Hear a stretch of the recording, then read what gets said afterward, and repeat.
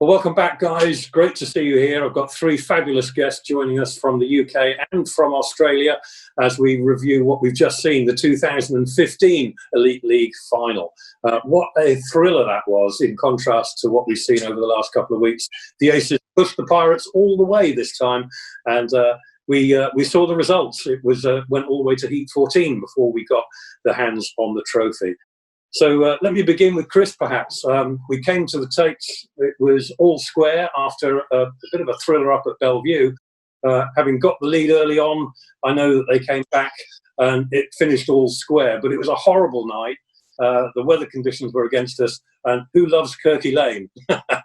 Yeah, best thing they ever did was build that new stadium up there. But no, every time we went there, it was always a bit 50-50. It went pretty well and pulled some points out of there, or you had a shocker, and more often than not was the latter one. But yeah, we'd been there earlier on in the year, and I think we got beat pretty easily up there. And going back there for a final, obviously they were doing pretty well. They had a good team, and they were really strong at their home track. So we needed to, all of us, sort of be on the game, be on the ball a little bit, and try not to throw too much of a lead away if we can. And yeah, we managed to pull out like a massive lead in the beginning, and everything was going perfectly. And then they sort of got there, they woke up a little bit and pegged it back to a draw. But like I said, we're more than happy with a draw. To walk away out of there with a draw was great. And obviously to lose that lead was a bit of a sting, but in the long run, we knew we could turn it around back at home. So it worked out well. I'm sure that, Dave, if I'd come to you next, I'm sure you would have taken the draw given the chance on the night, although it was a shame to throw a big lead away. But coming away with the draw, and I'm sure you'll echo the comments, not your favourite place, perhaps, Kirky Lane? I had some good ones there. I also had some shockers. And I remember going to Bellevue, that old Bellevue track, and I knew that I had a setup that would work there, and then I'd turn up and it would either work or completely be useless, and I'd have to switch my bike or switch complete setups, and so that night it was one of the nights where it actually worked, at least for the beginning, and yeah, and it was good to come away with a draw, like Chris said, and then back down at Poole for the second leg. We knew that they'd done really well earlier in the year and nearly got a win. So, we knew that they were going to push us the whole way.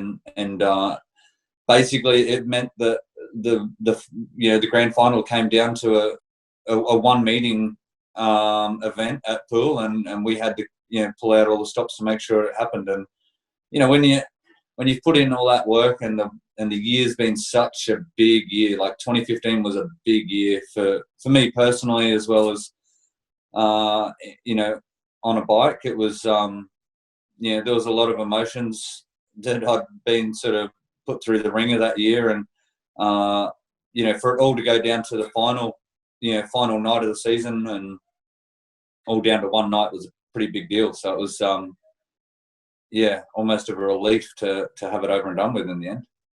Well, we know what the emotion was all about, and we'll cover that probably in just a moment or two. We'll come back to that. But I wanted to talk to Kyle next.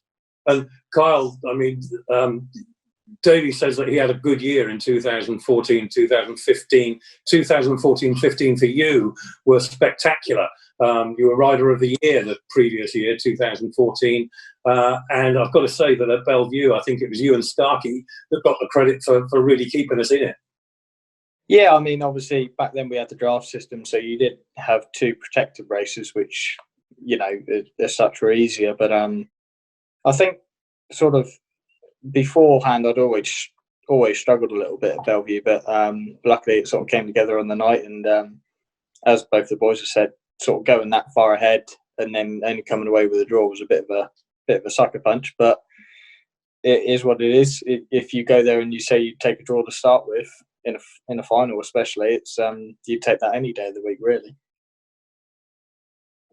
Well, I'll come back to Chris perhaps. Chris, Midler always says that he wants to hit the away team hard. So when we got back to Poole, I'm sure that would have been his instructions to you: hit them hard, and it's exactly what you did. I mean, within 3 heats, Pirates were 10 up, and it was all game on. But 3 heats later, it was just 2 up. So once again, the aces were coming back at you. Yeah, for sure. You always want to start the meeting, you know, as strong as possible and put the other team on the back foot from the get-go. And especially when they're at your track, it's quite difficult to come back from. And yeah, we started off really good. The 3-5-1s, I think it was in the beginning, were like a bit of a pressure release, I suppose, on the team, because when it's a draw, anything can happen. And they were a good team. You know, they had some good guys around Poole, like Matt Zagar and Scotty always went well, and Cookie was obviously going really fast that night. So yeah, we needed to start off good and sort of get a bit of a lead, and then, you know, put them under the pressure to sort of bounce back, and they did. Which is pretty standard in a final. You know, they're going to kick back, and we managed to crawl back on top of them and just hold them there. And I think we've sealed a few grand finals in Heat 14. I think that's like our favourite heat to wrap it up, like tease them all the way to the end and then take it. It's good stage management on behalf of the riders, I can tell. Yeah, it's a plan. We planned that in the change rooms. Yeah, of course. Dave, there's a few standout heats for me, just watching that back a minute ago. And I've got to say, Heat 5 was the first of those. That was a bit of a turnaround. It involved you and that incredible last bend pass on Steve Worrell. A brilliant bit of riding, and it's lovely to see the use of turn 3 and 4 at Poole. And I just wanted to ask you both, actually, all three of you. 3 and 4 for me has got a real magic about it. It seems to have just that power. You get the run down the back straight, you get a bit of speed around the outside of turn 3 and 4. It seems to work really well. Yeah, it's you know, I've done a few laps around Poole, so I've surely come down to a final. I should be able to pull something out the bag to score some points. So yeah, and look, you know, it was the track was decent, and we were able to ride it, you know, just like we normally would. Unfortunately, we had a team, you know, an opposition team full of riders that like riding Poole as well, and Poole's a pretty daunting track sometimes for the away team, because it's you know, it can be quite grippy, or, you know, back then at least, you know, it used to be quite grippy on the outside, and you know, if you pushed it, you know, those kind of manoeuvres could really work. And yeah, it did for me in Heat 5. I mean, you know, Heat 1, you know, I was Neil Middleditch around the pole line for the whole race, and you know, and then you know, Heat 5, I ended up making a move right out near the board. So it was, you know, the track changed pretty quick throughout the night, and you know, like late in the year, the track does do that with the weather. It, you know, builds up dirt pretty quick, and yeah, it was good to come away with a bit of a, you know, it wasn't a win, but it was a decent move, and it helped sort of make sure that we didn't get any more 5-1s and against us, and you know, it was able to you know, fire up the boys, and you know, we were able to continue on with a night that was you know, a big night in itself. That was a really important. You had to split that 5-1 to make a dent in it, because the aces potentially could have drawn level. Chris, for me, I mean, you said just now earlier on before we were recording, you had a shocker that night. Heat 7, you're at the back. What goes through your mind when you're struggling like that, and where do you find the answers when you get back to the pits? It sort of goes for beep, sake. Like, what? Yeah, obviously, like going back again, like we had a really tough end of the year with obviously Darcy's incident and all that kind of stuff. That was a big deal for the whole of Poole Town and the club and everyone. Like, it was hard to be motivated, I guess. And when it come into that final, even at Bellevue, it was like, that's what we're doing it for Darcy, and trying to like put that to the back of your mind and get the job done and just finish off the year. And yeah, and then in the final, like, there's pressure on, and sometimes it just doesn't seem to be going, you know, the way it went, you know, previously or whatever. And yeah, you're just eating a lot of dirt, just going, come on, like, don't let the boys down, sort of thing. And then like, even say like Waddy's pass in that Heat 5, like just them sort of moves, even if it ain't for the win, just that like gets everyone pumped up, you know, like it's battling for every point.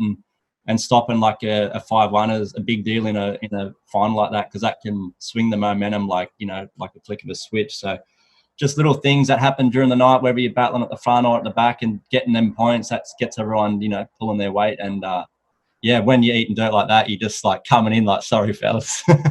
Sorry boys. If you're looking for an answer when you get back to the pits, is it about your decisions that you make if you make changes to the bike?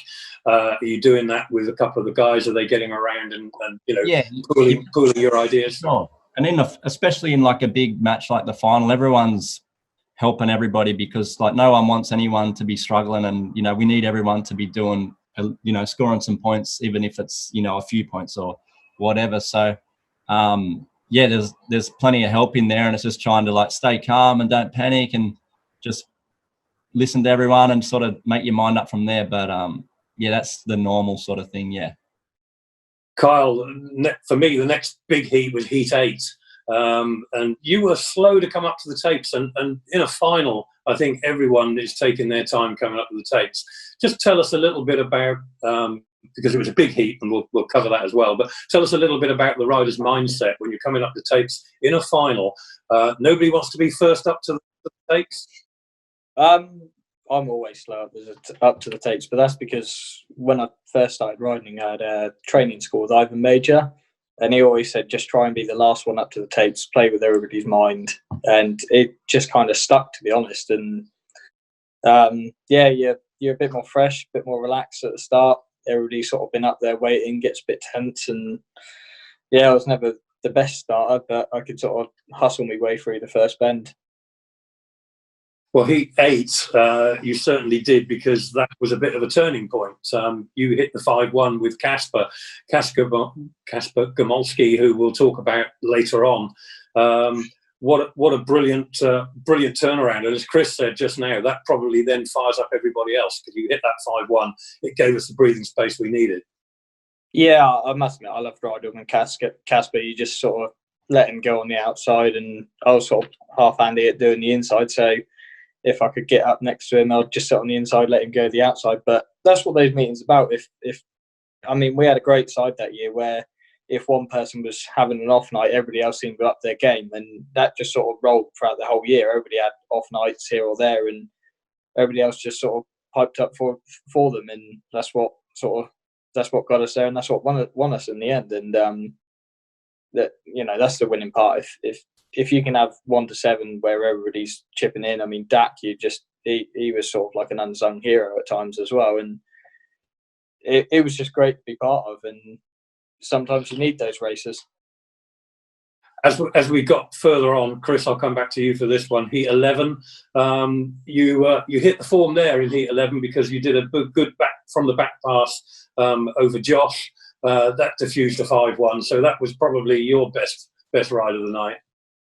At what his expense, unfortunately. Yeah, I don't know if it was the first one or whatever, but the team thing went out the window for a split second. And obviously I was a bit off the pace, I suppose, and just couldn't seem to get anything sort of working. And managed to get into third, and then get past Josh. But yeah, it was one of them nights. It was a battle all the way through, and luckily with the setup we obviously had Kyle and Starkey at reserve, who were like our sort of trump cards that they could beat good guys as well as the other reserves. So that was really handy. So like when we'd have like an off night or whatever, them two would pick up the rest of the points. So we definitely had a really good team that year, and it was good fun. Heat 12, and again it's Kyle back in the driving seat, because Heat 12 was again another important one. When they came to tapes, you were racing back as it was in heat number 2 with the 2 reserves, of course. But you popped out the gate in that one. That was a win for you, and again it just maintained the 3, or kept that 6-point advantage. So crucial. Yeah, I mean, I always had chats with Fordy, and that was my job, was to win those heats, or at least get second behind my teammates. So I think if I remember, Starkey had something wrong with his bike or something on the start line, and never bike problem. Bloody hell. But I sort of looked across and thought, right, okay, just get my head down. And yeah, I don't think I even looked back in that race. It was just once I got out the start, I knew I'd had the 3 points if I kept it on the boards and just kept going as long as I could. It worked, and again, it amplifies the fact that it's a big team effort. I know you guys will always give credit to each other, and certainly in that one, it was the case. I'm going to come back to Dave because we're now moving up towards that victory, Heat 14, and I'm reminded that at press conference you made a particular a comment about Casper being all over the place. We just watched it, and I think you enjoyed that. But everybody, of course, it just exploded after heat number 14, and also the fact that Dakota, probably the quickest recovery and getting off the track ever in a speedway meeting. For sure. Yeah, I think he probably heard us all screaming from the pits, telling him to get up and get off the track. So, look, Dak was a character, and but one thing you always got was 100% out of him. Like he really put in, and so watching him and Casper in a race together was pretty funny, and yeah, it was good fun. You know, actually just sitting there, we were like, you know, that was entertainment for us as well as the fans that, you know, that paid to get in. Like, yeah.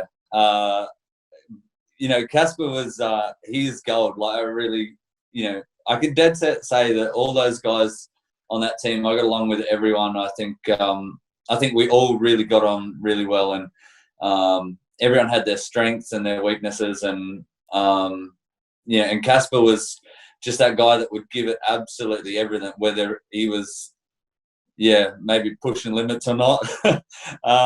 You know, sometimes you just be like, man, just chill out a little, just slow down, or, you know, maybe just take the easy line a bit more, but looking behind, he just Casper was Casper. He spent more time looking behind him than in front of him. Like, just go. I don't know how many times I told him, just look forward, mate. Just, what are you doing? So, yeah, he was value, you know. So to see him round it up in Heat 14 and finish it off was, yeah, it was pretty emotional. And obviously, you know, he was always going to be pretty excited about it. So it was, yeah, it was a big race, and he pulled it off. So it was, yeah, pretty awesome. Pretty awesome. Chris, you might remember actually that he took a bad knock, and it could have been even in doubt that he was able to race that night. That was in Torrens, wasn't it? I'm not sure, but I remember he took a bad knock during the week before. Yeah. So not there's sure every chance he did. Like, he rode like it could have happened every day of the week. But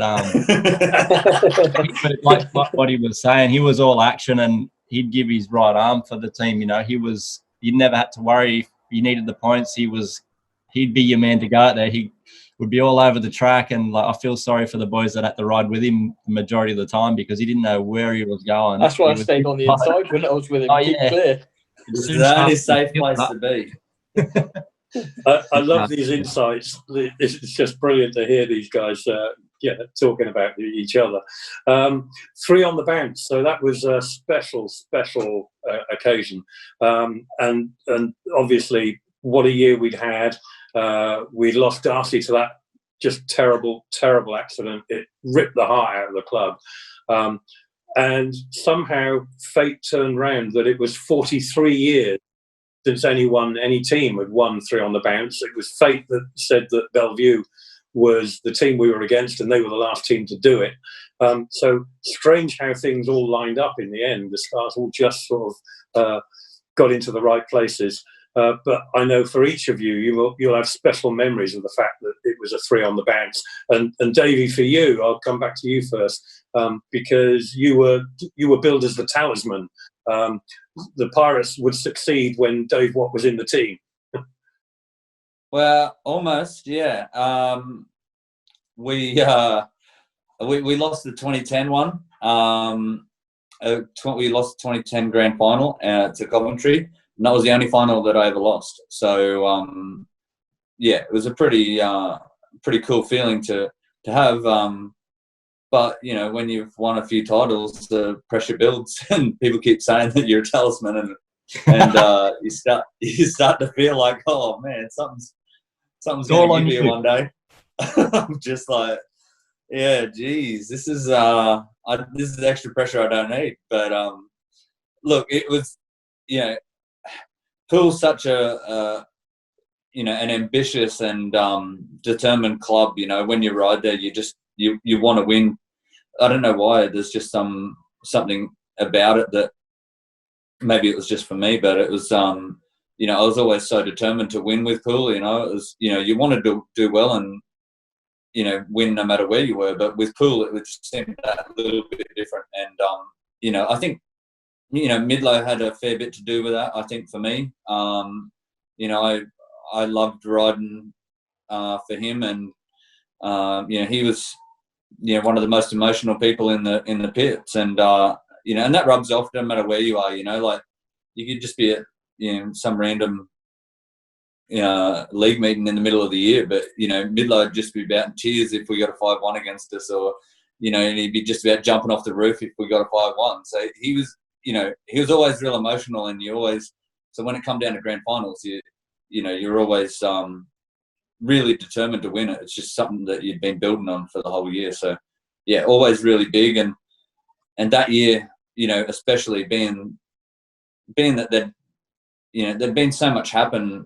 Obviously, with Darcy being, you know, a major part of the club. Yeah, he wasn't with the club that year, but ironically, but he was, you know, a major part of the club, major part of, you know, of us. Obviously, me and Chris,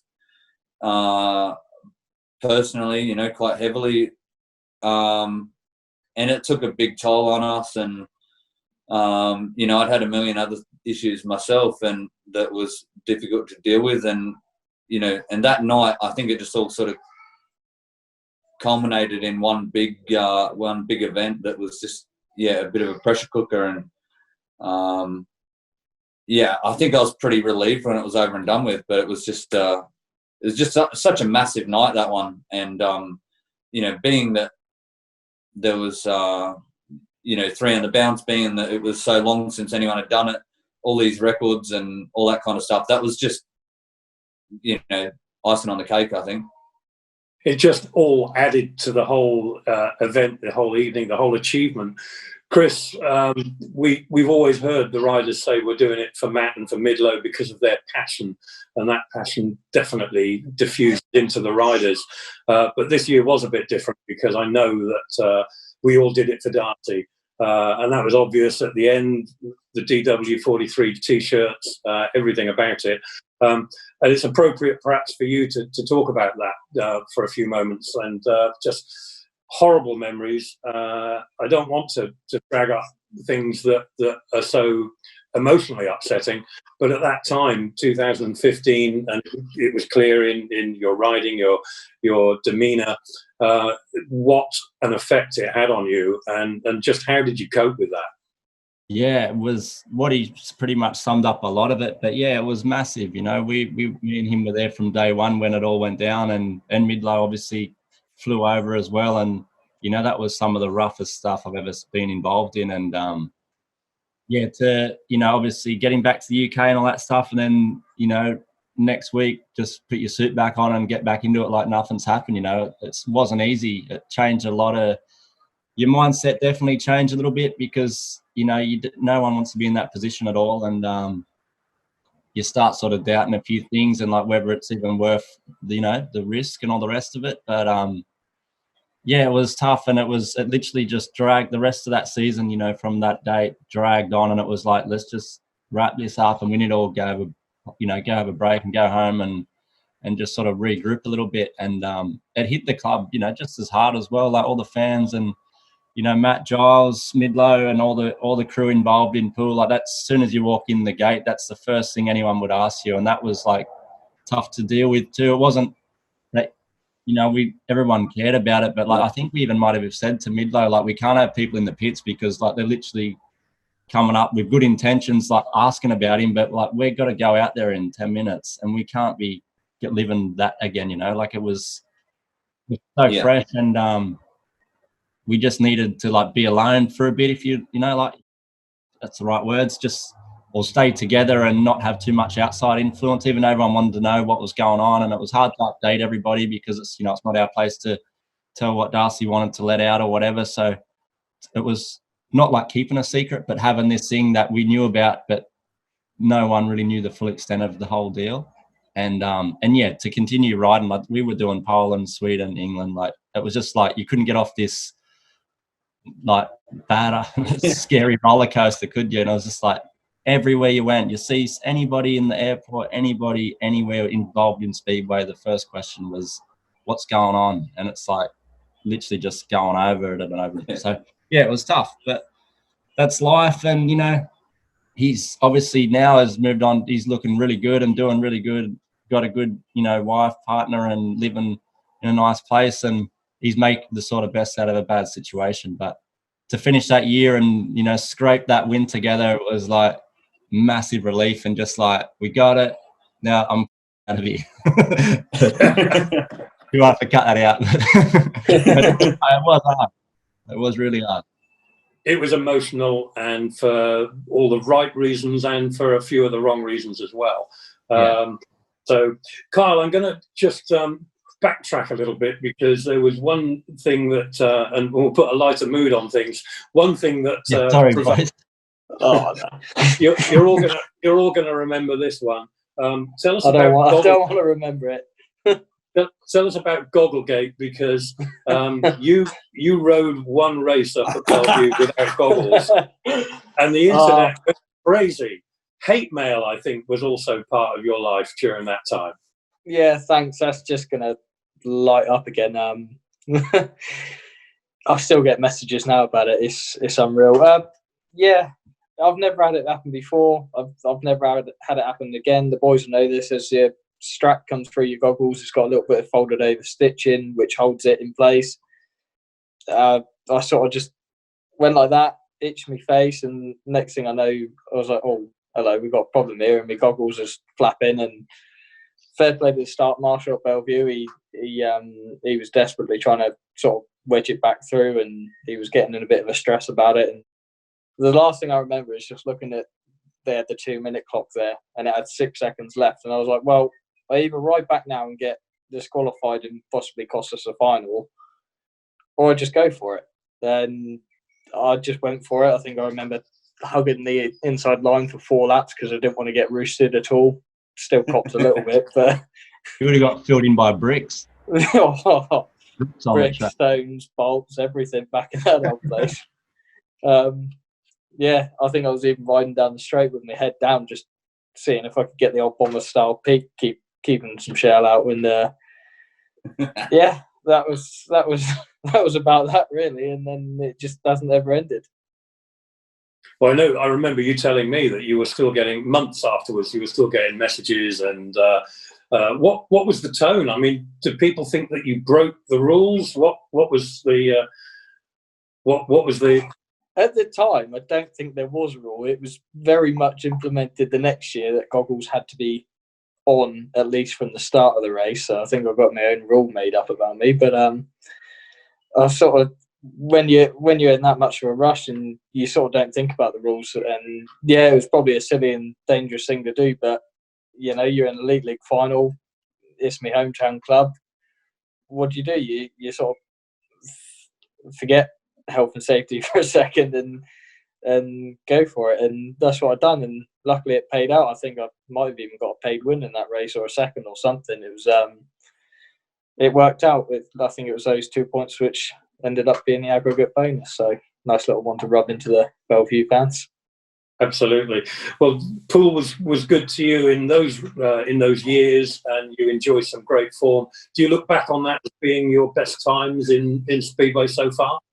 Oh, definitely. I mean, sort of, I said earlier before we come on, it was I've sort of travelled about a little bit since, and that's why it was nice to rejoin with Eastbourne again this year. But those 3 years, I was sort of riding for Poole and for Plymouth, and I was riding loads. I always ride better when I ride a lot, and yeah, I mean, there's nothing better riding than for your hometown club. You know, it's a club I supported as a kid. I went and watched, so you know, I was fulfilling a dream. And what better can you do than that, to be honest? You've moved about a little bit since then. I think you've done Leicester, Birmingham, was it? And currently at Eastbourne, where you're enjoying life. Yeah, I love it. I joined them last year, and it's like Poole. They've got a really professional outfit. There's a real strong desire to win down there, and they got the track really sweet towards the end of last year. And when they offered me to come back, I didn't hesitate. I wanted to get a bit of consistency at the moment and try and sort of get back to where I was, sort of back with Poole. I know I can hit that sort of form again. So that was part of the reason for going back to Eastbourne. And I mean, perhaps for a couple of years, we wondered whether we'd ever see Kyle back in a Poole race suit. Do you think that's still a possibility that one day we'll see you back at your home club? 100%. Me and Matt did talk briefly in the winter about it, but obviously I'd already agreed with Eastbourne and sort of like to think myself as sort of quite honourable, and I wasn't going to go back on the contract. But definitely one day I want to come back to Poole, and why wouldn't you want to come back to your home club at some point? Nice to know that the opportunity was there, Kyle, and I'm sure a lot of viewers will be glad to see that. There's always a lot of love for you down at Wimborne Road. You're always a welcome visitor, and I think this year you're going to be, if we ever get racing, you'll be a visitor again. Yeah, that's it. I mean, I feel a bit wrong saying that on here, but hopefully we come down and give you a bit. We want to win. Show us what we're missing. Yeah, it's strange times at the moment. Nobody knows what's going to happen. We're just sort of sitting back, relaxing, waiting, and not a lot you can do. You just got to sit and wait and hope that things turn around for us and we can get back on track. Chris, I'll come back to you for a second and just say, I mean, all riders, or most riders, will find in their careers that they move from track to track. And after 2016, I think 2017, there was a move to Kings Lynn, which probably wasn't your happiest times. Nah, not at all. Matt was a bit cheap on that one, so then I ended up leaving. But I think it was over like 0.5 or something, because Castlezak's average was lower or something like that, and we fell out a little bit over it. We didn't really speak about it, and I just went, rightio. So then I left, and around about that time, I think I started having some pretty big issues too at home. And if I'm not, if you're not happy away from the track, it's difficult to put everything into what's happening on the track, and it sort of takes a bit of a back seat. But yeah, that was the way it is. That's life, and that's what happens. And I've passed all that now, so looking forward to getting back into racing all that. But yeah, obviously Poole's where I'd class that as home for us as well, and the same like all of us three guys on here. That's where we'd always wanted to be. That was our priority. The best guys involved in the club, best fans, the worst track. The fact is that it was good, then it just deteriorated over years. But we'd always give Matt a bit about that. But yeah, it's just not just like obviously Matt and Giles obviously was involved in Midlow and all that, but all the track guys, we're all mates with all of them fellas too. And it's every time you walked in, you felt you were always welcomed, and they were happy to see you. So that was definitely the best club to be involved in, and I'd like to be back there, hopefully in the top league one day for sure. Hey, that's nice to hear, Chris, and I'm glad that again you and Matt, hopefully we'll see you getting a deal together. Who knows? We keep made up. Yeah, I'm glad to hear it. A lot of people will be too. Davey, in your career, you've gone backwards and forwards. You've been out of Poole, into Poole, but again, for you, I think whether it's the motivation or not, I don't know. But your best years always seem to be up Wimborne Road.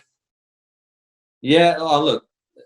I mean, I will say that while Kyle and Chris may go back to Poole and race there, I'm not going to. Just want to clear that bit up straight away. But yeah, look, I did have a lot of good years at Poole. I loved racing there. It was home to me too. It was well, like Chris said, we all lived in that in that area. And you know, Poole was the only town that I ever lived in England. You know, I lived there for 17 years. It was, you know, a big part of my life. And you know, we would, you know, Chris and I, you know, went down to Bournemouth to watch the footy, watch the soccer or whatever you call it, heaps of times. And you know, it was home to us. You know, like Poole Speedway, you know, going down the quay and all that kind of stuff. All those things that everyone does there is the same things that we all did. But you know, so when we would go to a home meeting, it was, you know, it was genuinely a home meeting for us. It was, you know, we knew everybody there. We knew the track staff, and you know, you'd go in and see Giles and Matt and have a laugh, and you know,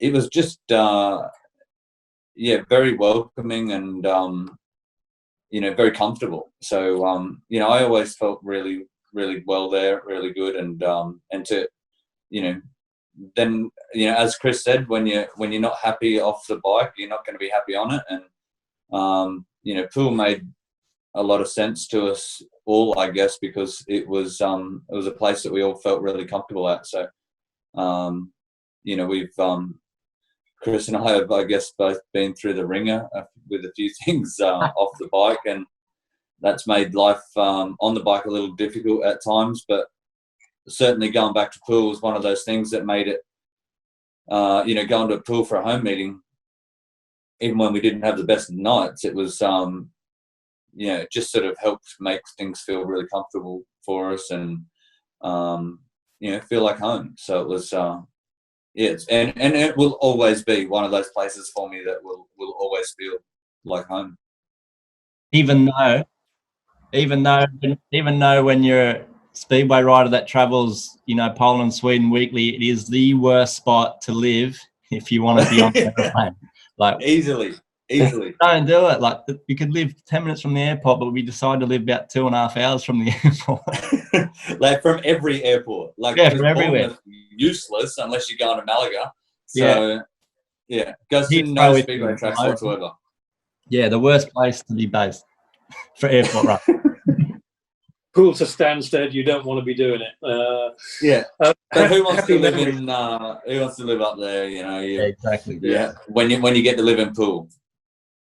Happy memories, you guys. And a bit of an off-the-wall question, and I'm going to throw Kyle in at the deep end because you guys will have a moment while he's talking to think about it. But do you keep souvenirs? I mean, I think as fans, we keep things and memorabilia and all sorts of bits and pieces.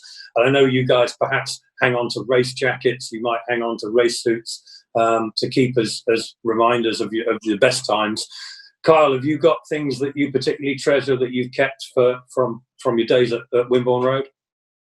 Obviously, keep all the trophies and medals. Well, I never actually. I lost the medal from this final.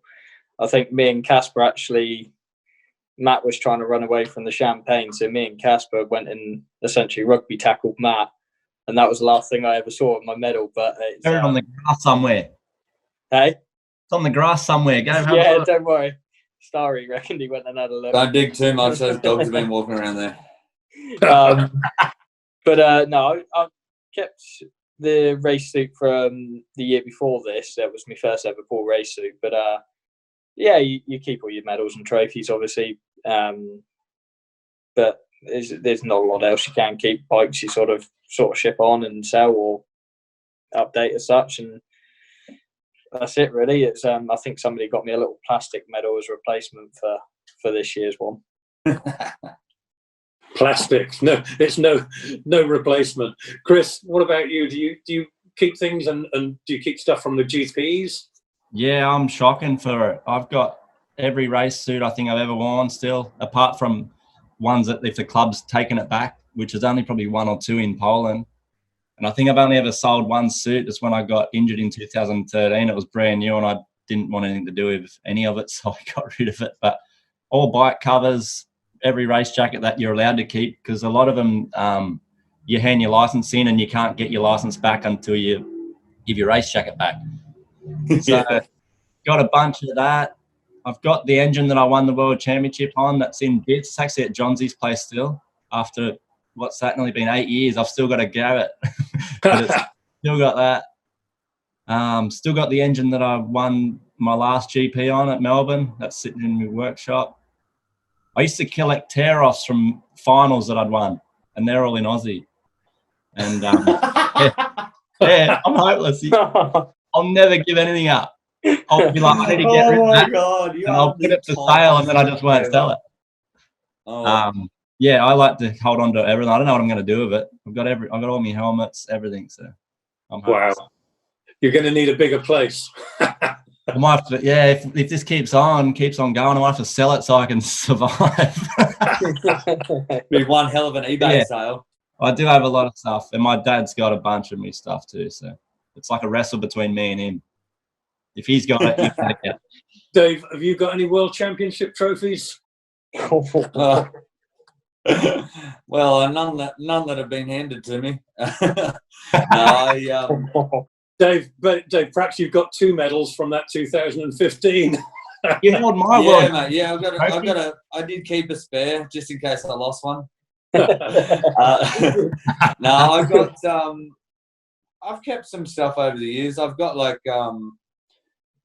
when fans do paintings and stuff like that, there's a really cool one from Poole that I've kept. Somebody framed it and everything. It was, really cool painting. And, people do photos and stuff like that of you that, and frame them. And there's been some really cool stuff that people have done over the years. And, it's pretty cool when little kids do stuff for you and, you know that they're putting in so much effort for it. And, it's pretty cool. I've kept all that stuff. I've got boxes of it. It's, I should do something with it one day, but it's, I have kept it. There's so many trophies and whatever you can get, trophies get a bit boring after a while.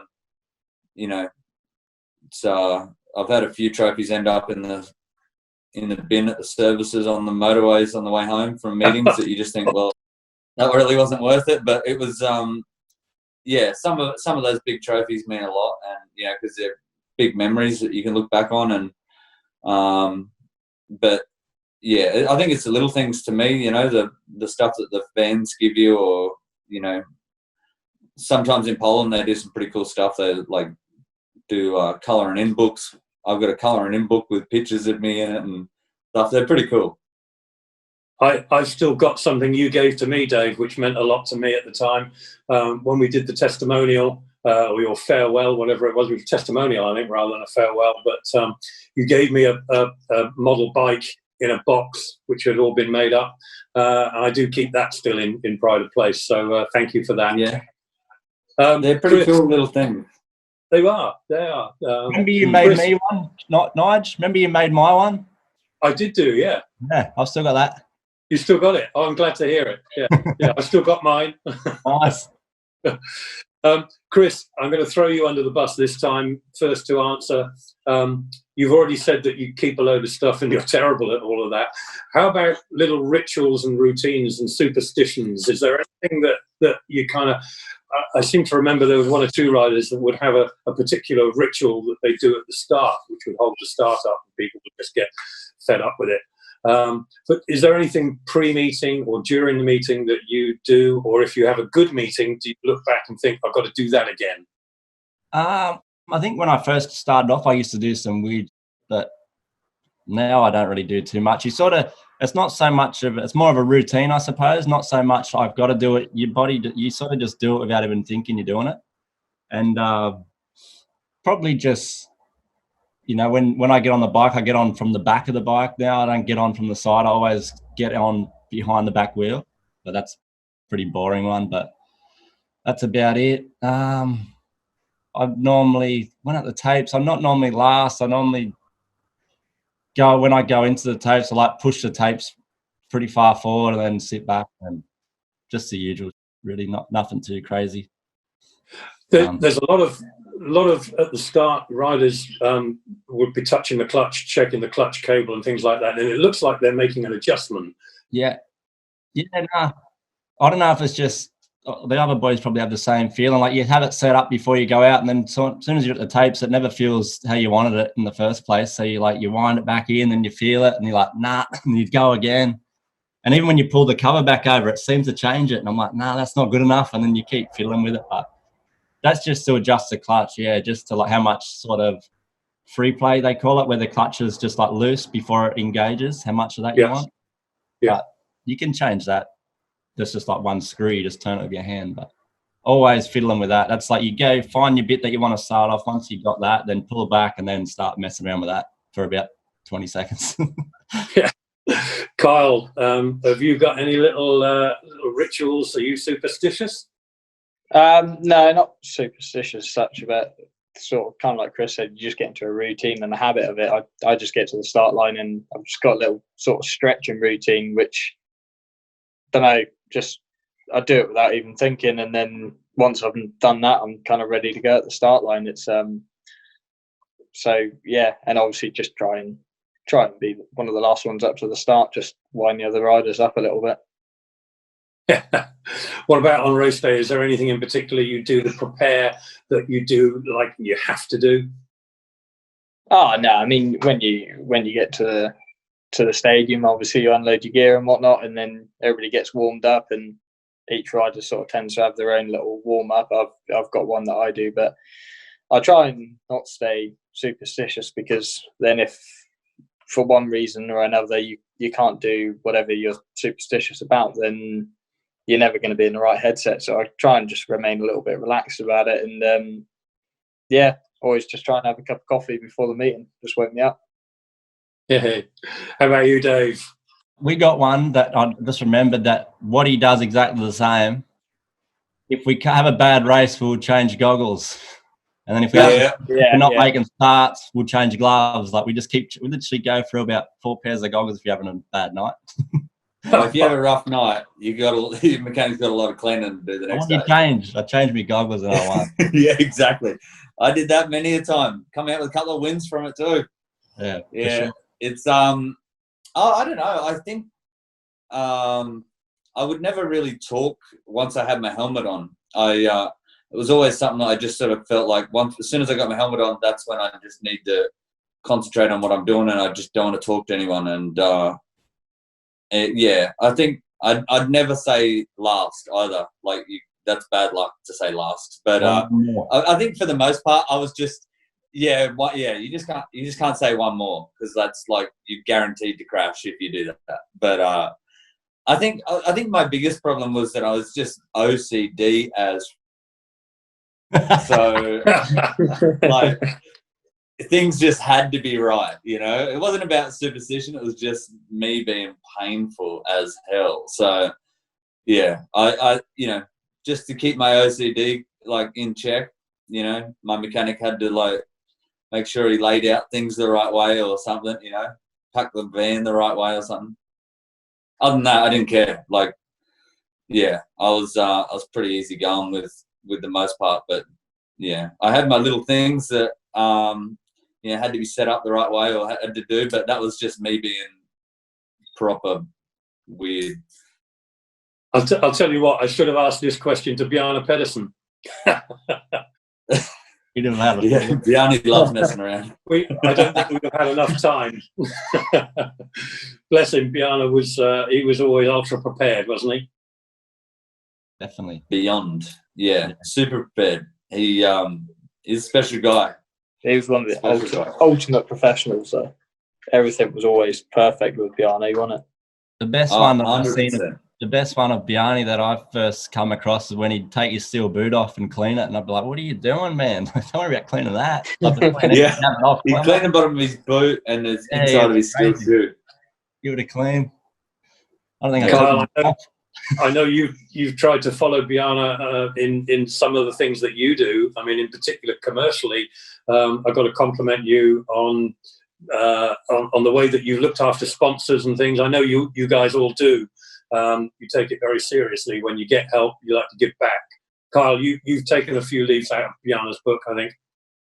Yeah, I must admit this last year has been a bit different. I've sort of relaxed a little bit, and I sort of need to be a bit more on top of it. But I would never forget Phil Fry, Fry's Electrical. He sponsored me and Bjarne, and he sort of just showed a couple of things that Bjarne done for him, And obviously Bjarne showed me himself. I remember when I was sort of first starting, he took me down to the workshop when it was down at Stir Marshall, and Bjarne is just such a cool guy. He'd talk to anybody, and you've only got to look at it. His bikes have still got the same sponsors on as had for the last 10 years, and if you can keep the same sponsors on and build a good relationship with them, it can help you massively in the long run, even after Speedway as well. I mean, I've worked for sponsors, Meridian Lifts and Ian Bell's Decor. So it can help you not just with the Speedway, and you try and sort of become friends. It's not all business. You know, it's about actually creating a friendship, and that'll last longer than Speedway. And hopefully, I can continue that after I finish racing. Excellent way to think and to go forward, and it certainly works for all of you guys. Chris, you're not yet in Poland, so hopefully, hopefully we're going to see some racing either there or in here. But got any plans yet? Nah, not really. Just sort of waiting. It sort of changes every other day, sort of thing. With all the rules and the quarantine thing, because that's obviously sort of relaxing a little bit now here as well, which is good. But yeah, it's just a waiting game. They just sort of pop up every now and then and mention a few things, but nothing. They've got a date in July, I think 11th of July, but other than that, that's about it. But I'm pretty sure the extra league 100% will be going ahead in June, so that'll be something to watch anyway. Yeah, we'll look forward to that. Dave, you keeping in touch okay with things down or up here in the UK? Do you follow the Speedway when it's on, and are you able to keep in touch with what the Pirates are doing? Yeah. I'm always sort of just, you know, I'm obviously not as heavily involved or into it as much as I used to be, but you know, it's like I was saying before, Poole's a place that's will always be classed as home for me, and or a home, and so obviously I follow what's going on at Poole, and I still follow what the boys are doing. I'll make sure Chris is on top of his game and give him a rev up if he's scoring, and obviously follow the boys, but it's good to sort of stay involved and keep an eye on things, but it's just difficult now. You don't get to see so much live TV over here, and got to watch the Polish Speedway on YouTube or whatever. So it's but that's cool. There's some good racing in Poland, and they do a phenomenal job over there with their Speedway. So that's been pretty cool. Hopefully everyone can get back to racing soon and get out and entertain everyone and a dollar. I think when we had you and Darcy on together, you were saying that you were thinking that you'd be working together possibly on a couple of things. Are you far from Darcy geographically? Well, it depends on what country you're talking about. Like if we were in England and you said this, it would seem like we're about 2 hours away from each other. So I class that as not far, but in England that'd be a day trip. So it's this is in the road. Yeah, it's not far for an Aussie to be traveling for an hour or two, but sure. He's not far away. And hopefully we're able to do something soon to sort of get back involved with it a bit more, a bit more of a hands-on kind of thing. So, but we'll see where that takes us. Kyle, you did some trips down under. You won one of the Aussie championships, one of the state championships. And any plans to return? Oh, I'd love to go back one day. I've got a lot of friends out there. Just want to go and catch up with them. Obviously, a little bit harder now with Sarah and God Archie, so it's not just a sort of me fly over on a plane and rock up at somebody's door with me bags. It's all of us going over. But definitely plan to do it one day. Might even try and get in the Aussie Championships, upset Chris and Davey again. Not going to upset me, mate. What are you going to make that? Hey, mate, I ain't going nowhere. Kyle, your dad Keith is obviously an integral part of the team.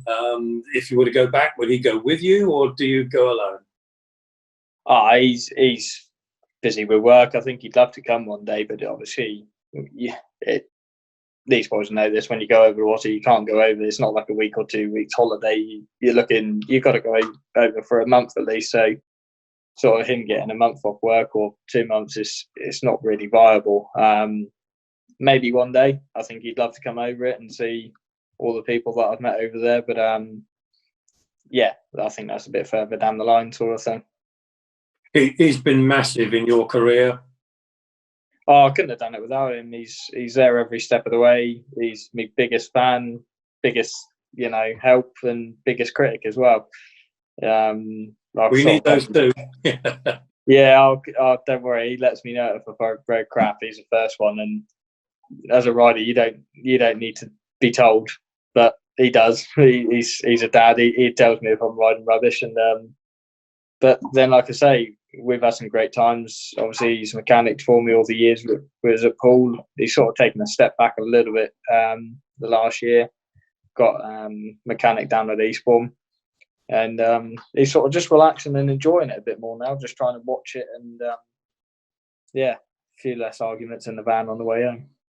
Hey, that's got to be good. Yeah. All right, well, I think we're about there, guys. Thank you so much for joining us. It's been another entertaining, just about an hour, I think, nearly. So, guys, I'm indebted to you for your time. Stay safe, stay alert, as we're saying in the UK. Whatever happens to all of our viewers as well, don't forget to stay alert. This thing's still around, but let's hope that we can all get through it together. We'll have a couple more of these yet. We've got at least one more to come with an Elite League final. So we'll look forward to you joining us again. Kyle, Dave, Chris, thanks so much for joining us. Have a good rest of the day. Have a good week, whatever. Stay alert, and all the best. Up the Pirates, as they say. Go the Pirates. Up the Pirates. Up the Boys, have a good one. Yeah, take it easy, Cheers, boys. See what you see, Kyle, see, man. Yeah.